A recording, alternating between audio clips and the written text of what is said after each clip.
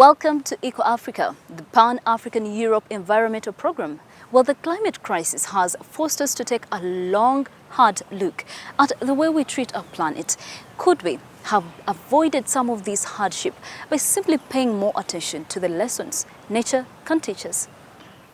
That's a good question, Sandra, and one we will be considering today when we take a look at a few projects based on nature's principles. Here's what is coming up. How ancient construction techniques are being revived in Mali. How 3D printing helps nab poachers in South Africa. And how looking skyward may help us to reduce global warming. This report is about a really interesting venture in South Africa. It aims to help communities live alongside animals in the wild, as well as offer professional opportunities. It's called the Tracker Academy, and as the name suggests, it trains rural people in the traditional skills of wildlife tracking. They are taught the method of their ancestors who learned to rely on their senses and intuition. Zukisani Kabalaza and Mpilo Mashaba are looking for their special friends in the dense bushland of the Lapalala Game Reserve. North of Johannesburg, a group of rhinos is hidden somewhere here. This is the front toe. Pens. Twisted twigs, droppings and spores on the ground help lead them to the animals. They are professional trackers.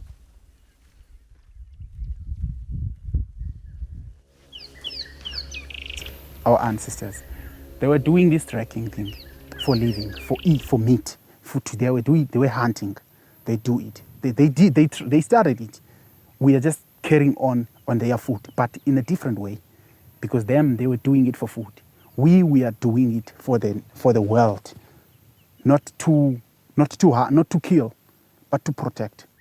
Trackers play a critical role in keeping the animals in the reserve safe. South Africa has nearly 80% of the world's rhino population and has been hardest hit by poaching.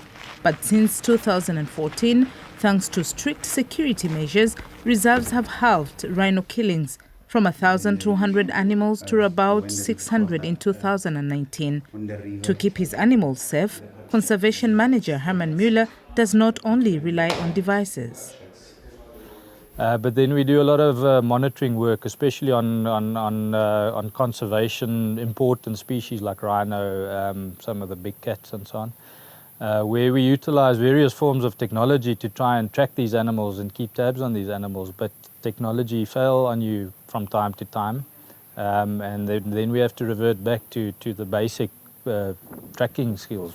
The Samara Reserve is part of the Great Karoo, a semi-desert region with characteristic wildlife, vegetation, soil and climate conditions.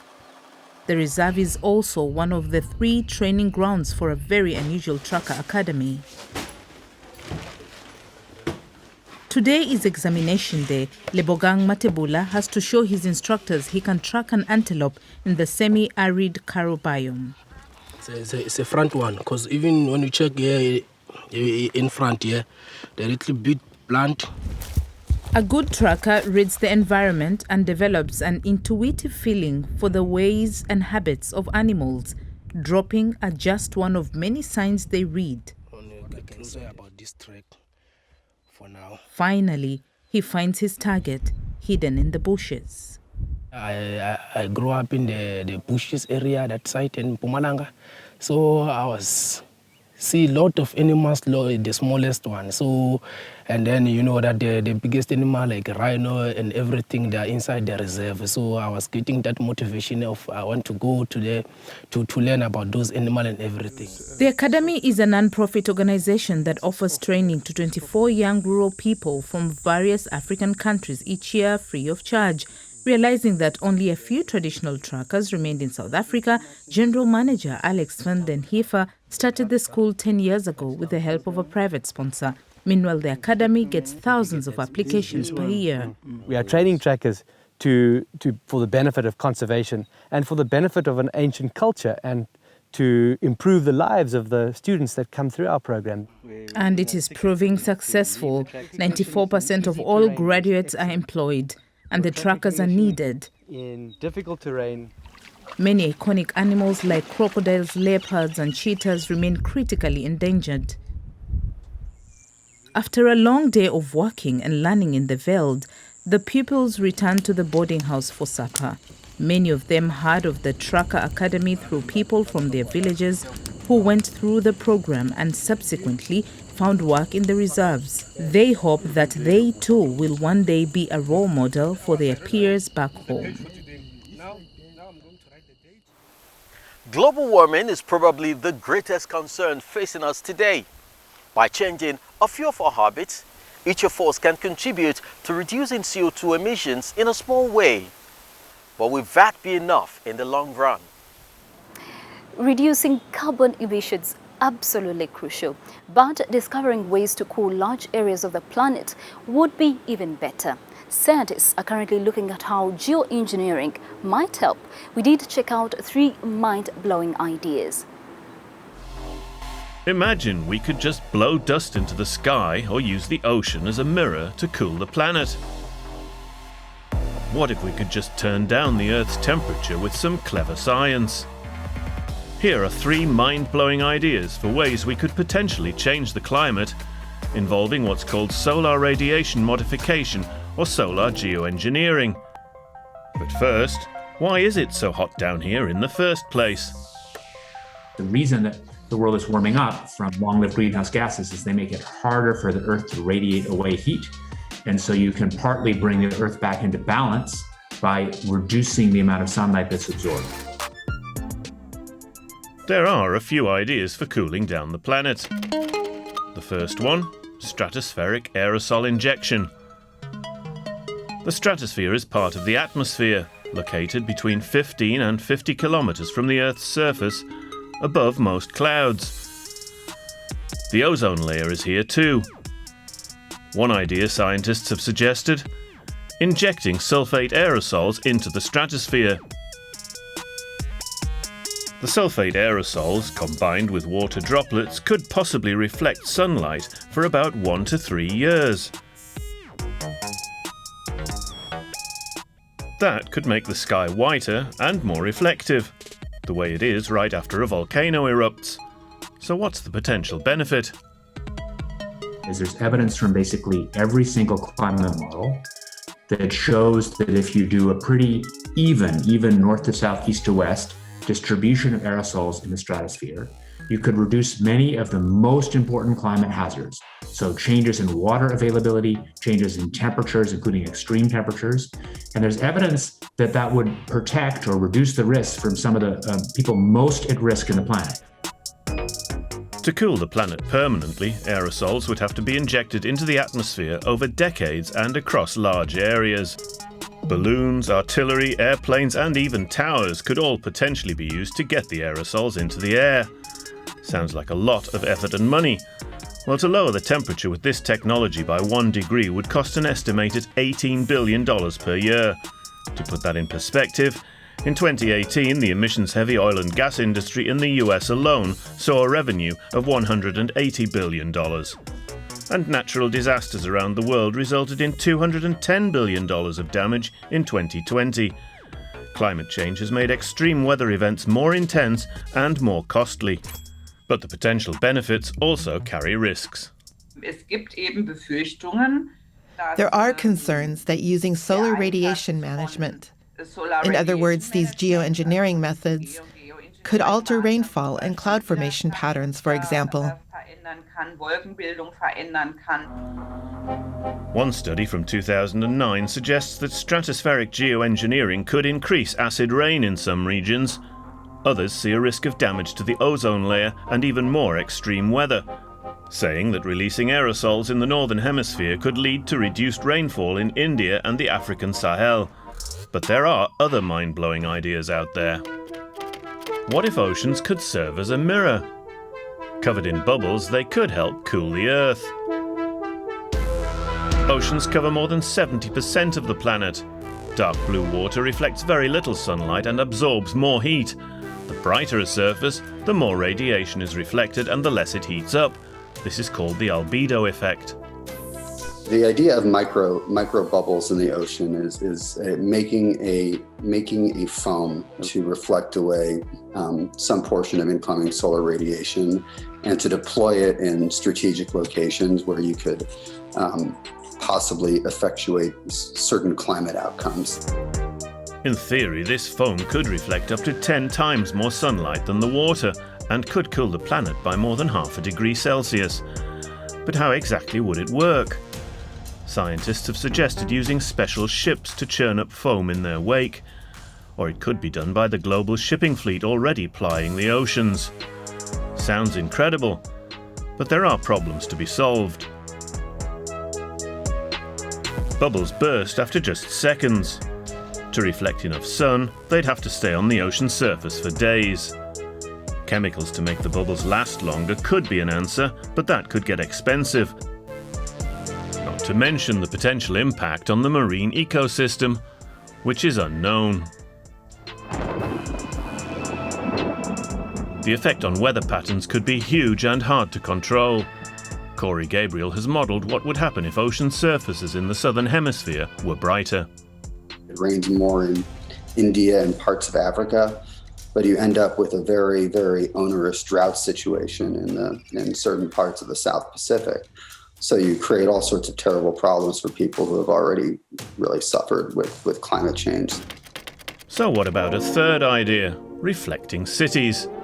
It's a much more practical idea and not nearly as risky. In the summer, many cities get hot, really hot. New York, for example, is on average 1 to 3 degrees Celsius warmer than its surroundings. On some evenings, it's up to 12 degrees warmer. The reason? Dark roofs, streets, highways and pavements that heat up more than trees, fields and places with vegetation that provide shade. Even painting houses and roofs white can make a difference.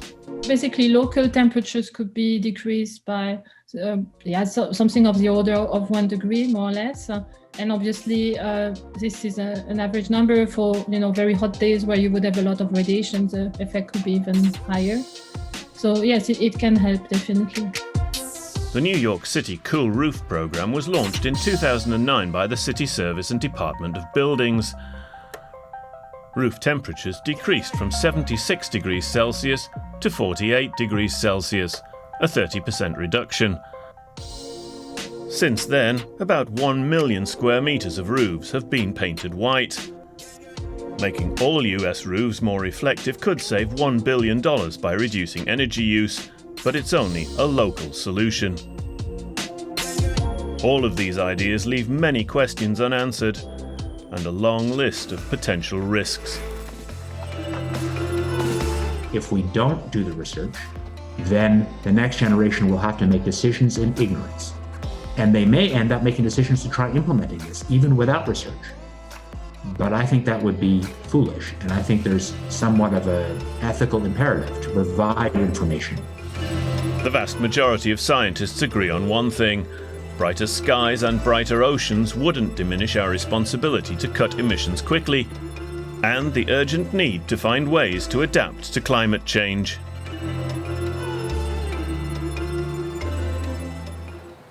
From the stratosphere back to Earth, from geoengineering to bioengineering, too many farmers still rely on chemical pesticides to protect their crops. But those toxic substances are hazardous for both the plants and the people. Now a cooperative in France is having success with a more innovative form of pest control. Bugs. Bugs, bugs, millions of bugs. Most of us are pretty grossed out by them. But for these two fruit producers from Brittany and France, they are the perfect alternative to pesticides. In this unit, we're rearing the Macrolophus bug. As you can see, we breed the insect on tobacco plants. They'll be harvested after a few weeks of rearing here in this greenhouse. The tiny insects will be packed in plastic boxes. which we then send every week to all the tomato producers in the cooperative.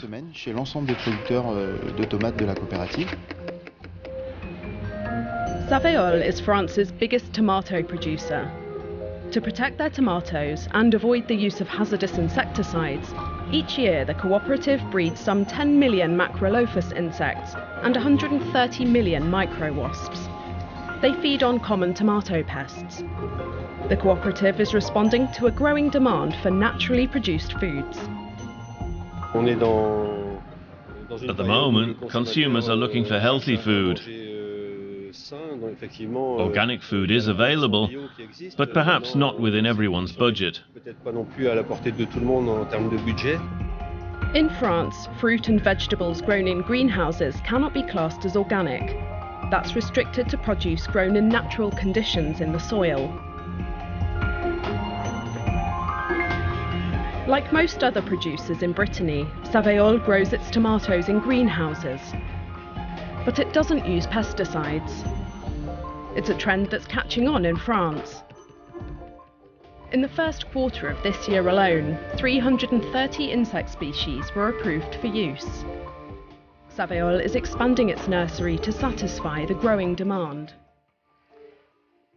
These mass-produced tomatoes are not, strictly speaking, organic, but they are healthy nonetheless. A taste of the future?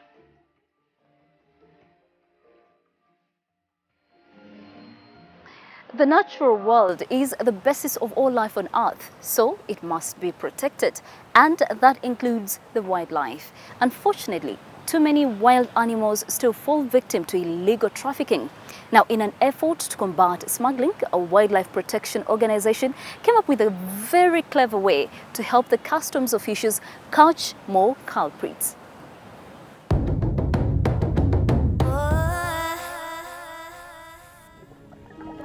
Sharks have lived on Earth for more than 450 million years, and yet many species are now seriously endangered because every year more than 70 million of them are caught.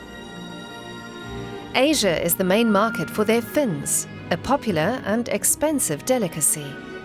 The market is worth more than 400 million euros. Each species of shark can be identified by its fins, something the wildlife protection organization Traffic is making use of in its fight against poaching.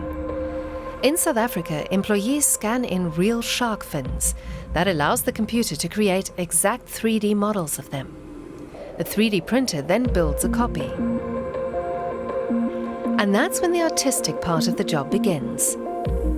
Shark fins are not only different in shape, each species has its own typical coloring, which makes it unique. All the details are included. The aim of these 3D printed models is to enable anyone to identify a shark species using them. Customs officials can use them and can essentially help stop any illegal fins being smuggled through their borders. It's a big gap in the illegal shark trade, and a lot of these fins are going through our borders undetected. This tool can really help in stopping that. Each artificial fin is also accorded a QR code. This gives customs officials more information about the particular species, allowing them to respond immediately if they find fins from protected sharks. And how about you? If you're also doing your bit, tell us about it. Visit our website or send us a tweet. #DoingYourBit. We share your stories. Coping nature with modern technologies, what a novel approach to fighting poaching. But there are situations where the better solution may come from the past. Ancient practices, for example, take housing. With temperatures rising, the need for cool habitat spaces is only increasing. So true, Sandra, but something to create them with could be right beneath our feet. Loam, which is a mixture of sand, silt and clay, is abundant in many soils and has been used in building for over 9 centuries, especially here in Africa. Mortar made from mud is what holds the mud bricks together. When it's finished, it'll make a nice cool home for Musa Suboa's parents. The bricklayer spent 2 years on various building sites in Mali, learning this house building technique. In the meantime, he's been so successful that he's taken on 2 people to help him. This season, he's already built 15 mud brick homes.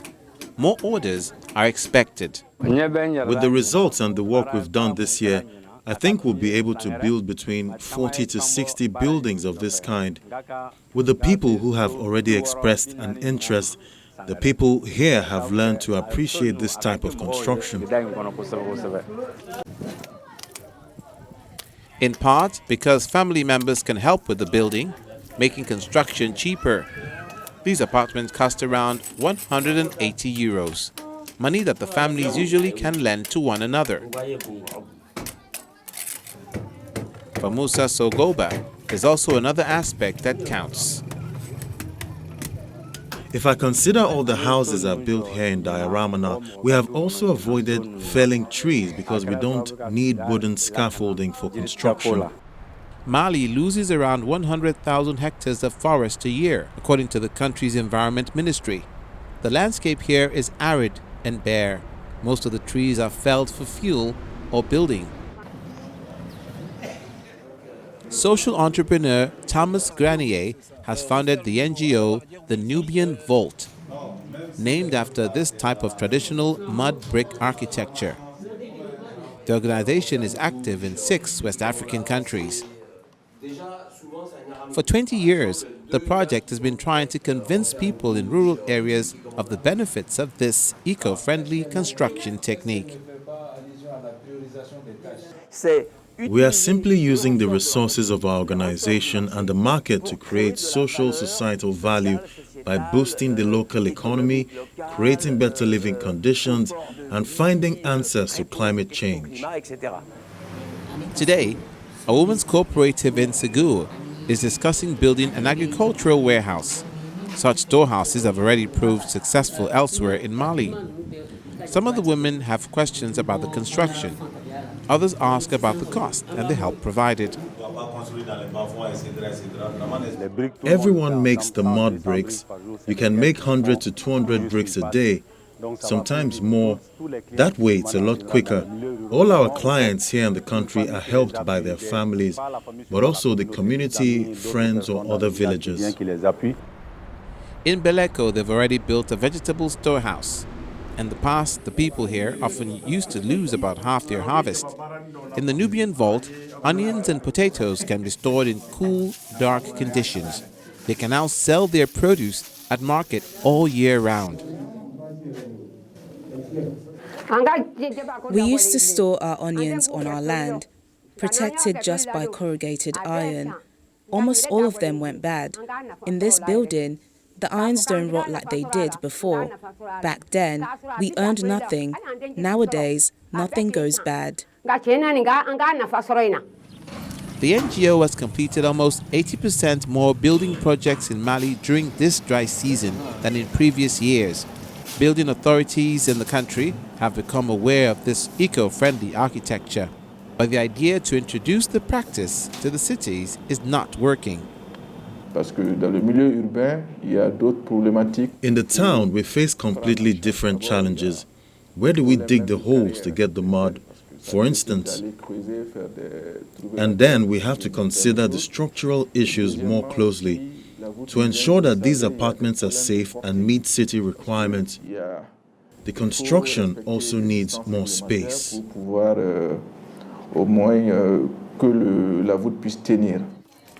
Back in Diaramana, in just a couple of days, Musa Sagoba's parents' house will be finished.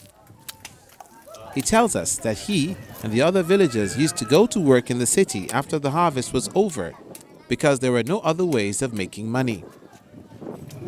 Now, some even stay home to train with the project. More than 1,500 people in West Africa have learned this sustainable mud brick building technique with the help of the NGO. And each new mud brick house is eco-friendly and offers the opportunity of better living conditions. It's really hot here in Lagos. However, they really do look cool and comfortable. I'm afraid we've come to the end of our program for this week.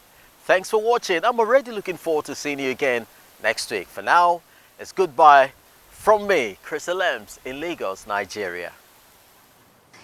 Bye, Chris. It is a time for me to say farewell as well. But I know we've learned that nature presents to us all sorts of surprising opportunities. So next time you are in the great outdoors, look around and see if there is anything that inspires you. From Kampala, Uganda, I am Sandra Twinovideo. Bye-bye and see you soon.